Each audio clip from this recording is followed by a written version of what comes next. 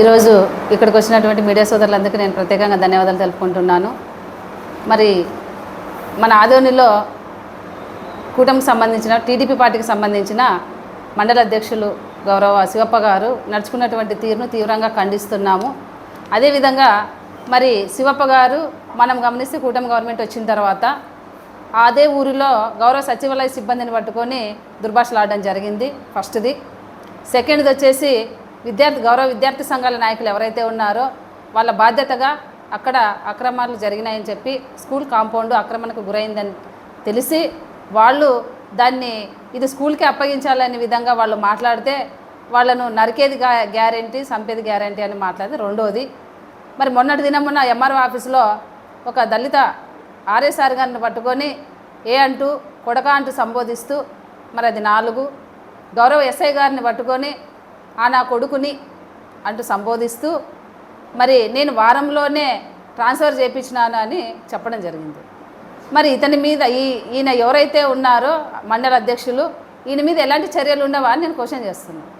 ఈరోజు ఈయన మీద గౌరవ పోలీసు వారికి అపారమైనటువంటి గౌరవం, ప్రేమ ఎందుకు అని నేను క్వశ్చన్ చేస్తాను. ఈ మాట నేను ఎందుకు అంటున్నానంటే ఈ శివప్ప గారి మీద మేము తాలూకా పోలీస్ స్టేషన్లో కంప్లైంట్ ఇవ్వడానికి వెళ్తే, పెద్ద తుమ్మలానికి వెళ్తే పేపర్ తీసుకోలే, ముట్టుకోలే. ఎందుకంత భయం అని నేను క్వశ్చన్ చేస్తున్నా వారిని, గౌరవ పోలీసు వారిని సూటిగానే క్వశ్చన్ చేస్తున్నా. అంటే ఒక తప్పుని ఎప్పుడైతే స్టార్టింగ్లోనే మనం వేస్తే అది నెక్స్ట్ ఇంకో తప్పు చేయడానికి నాకైనా అవకాశం ఉండదు. ఆ విధంగా ఎప్పుడైతే గౌరవ సచివాలయ సిబ్బంది ఉన్నారో వారిని అన్నప్పుడు చర్యలు తీసుకుంటే ఈయన ఈరోజు ఇన్ని మాటలు మాట్లాడే వ్యక్తి కాదని కూడా నేను తెలియజేస్తున్నా. ఈరోజు వయసు వాళ్ళని పట్టుకొని కొడకల్లారా అంటారు, ఒక గౌరవ ఎస్ఐ గారిని పట్టుకొని కొడక అంటారు, గౌరవ ఆర్ఐ గారిని పట్టుకొని కొడక అంటారు. అంటే ఆయన నోటికి అదుపు లేదా అని నేను క్వశ్చన్ చేస్తున్నాను. అంటే ఈరోజు మన దురదృష్టం ఏంటంటే మన గౌరవ ఎమ్మెల్యే అన్న గారు కూడా అదే భాష నుండే వాడుతున్నారు. ఒక అధికారిని పట్టుకొని చెట్టు కట్టేసి కొట్టేయండి అన్నారు స్టార్టింగ్లో. అదేవిధంగా మున్సిపల్ ఆఫీస్లో ఒక మీటింగ్ జరుగుతా అంటే డోర్లు వేయండి అంటారు.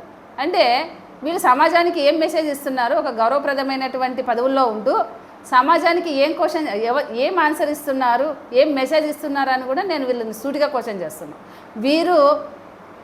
వీరికి సంబంధించినటువంటి గౌరవ పెద్దలు ఎవరైతే ఉన్నారో వెంటనే వీళ్ళను ఆ పోస్టుల నుంచి తొలగించాలి. ఎందుకంటే వీరు చేసే పనుల వల్ల పెద్దలకు కూడా అంటే చాలా ఇబ్బందిగా ఉంటుందని కూడా నేను తెలియజేస్తున్నాను. అదేవిధంగా ఈరోజు మనం గమనిస్తే ఆయన అన్నటువంటి మాటలు, ఆయన ఎంఆర్ఓ ఆఫీస్లో పడుకుంటారు, అదేం ఇల్లు అనుకున్నారో ఏందో నాకు అర్థం కాలే.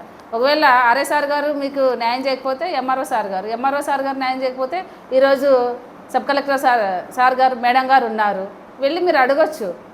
లేదా ఎవరు పని చేయలేదు, జిల్లా కలెక్టర్ గారు ఉన్నారు గౌరవ.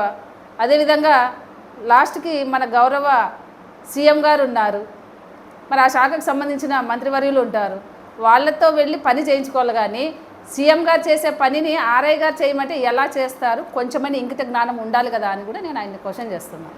అంటే ఈరోజు ఆర్ఐ గారు చేయలేదు అంటే గౌరవ కలెక్టర్ గారు చేసే పని ఆర్ఐ సార్ గారిని చేయమంటే ఏ విధంగా చేస్తారని కూడా నేను తెలియజేస్తున్నాను. ఈరోజు రేషన్ షాప్స్ అంటున్నారు, రేషన్ షాప్స్ ఎక్కడ చూసుకోవాలయ్యా నువ్వు? దానికి సంబంధించినటువంటి ఆఫీస్లో వెళ్ళి చెప్పాలా. ఆర్ఐ గారి విధులు ఏంటి ఉంటాయి, పై ఆఫీసర్ ఏదైతే చెప్తారో ఆయన అదే చేస్తారని కూడా నేను తెలియజేస్తున్నా. కాబట్టి నోర్లు అదుపులో పెట్టుకొని మాట్లాడాలా. వీళ్ళ మీద తప్పకుండా SC ST యాక్ట్ కూడా ఈ శివప్ప మీద ఎవరైతే ఉన్నారో ఆయన మీద కేసు కూడా నమోదు చేయాలని తెలియజేస్తున్నా. ఎందుకంటే అక్కడే కూర్చున్నటువంటి మా దళిత సోదరుడి కోసము ఆయన రేషన్ షాప్ కోసము అంటారు, ఆయన మళ్ళీ డాష్ కొడుకలా అంటాడు.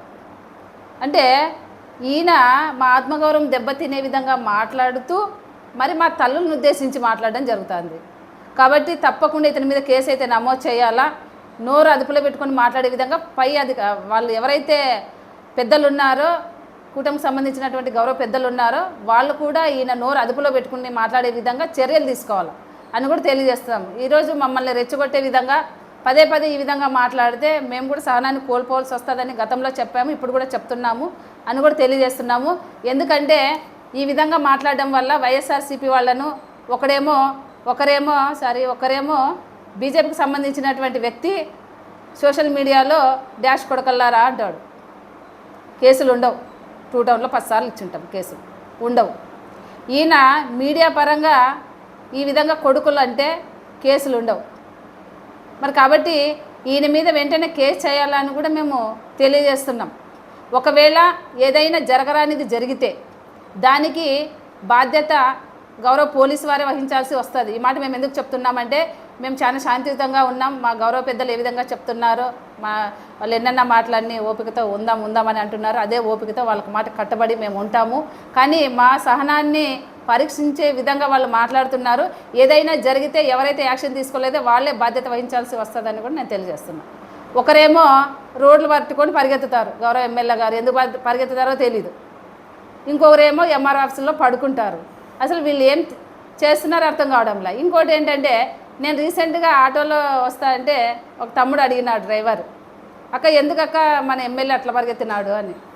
సీదా పోయి అన్నని అడగప్ప, నాకు కూడా తెలియక నేను కూడా గమ్మునున్నానని చెప్పిన. కాబట్టి ఈ పరిగెత్తేది పడుకునేది వదిలేసి మనం ఏదైతే వాగ్దానాలు ఇచ్చినామో ఎలక్షన్ ముందు ఆ వాగ్దానాలని గౌరవ ఎమ్మెల్యే అన్న గారు మరి కేంద్రం నుంచి నిధులు తెచ్చి డెవలప్ అన్నారో డెవలప్ చేయాలా. అదేవిధంగా ఈ శివప్ప గారు ఎవరైతే ఉన్నారో సూపర్ 6 అంటూ గౌరవ రాష్ట్ర ముఖ్యమంత్రి వర్యులు మరి చెప్పి అధికారంలోకి వచ్చినారు. ఈరోజు దాంట్లో ఇంకా 2 ఇవ్వలేదు. నిరుద్యోగ భృతి, మహిళలకు 1500 ఇవ్వలేదు. ఇంకా చెప్పుకుంటే చాలా ఉన్నాయి, ఈ 2 చెప్తున్నాను. ఇవి ఇచ్చే విధంగా అక్కడ పోయి పడుకొని సాధించుకొని రావాలని కూడా తెలియజేసుకుంటూ సెలవు తీసుకుంటున్నాను. నా పేరు